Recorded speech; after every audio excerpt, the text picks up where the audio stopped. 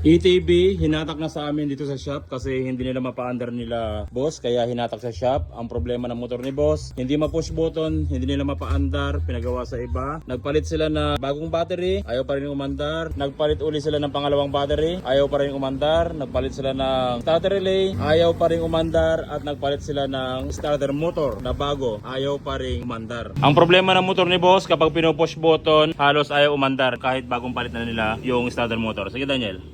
Ayan, sige.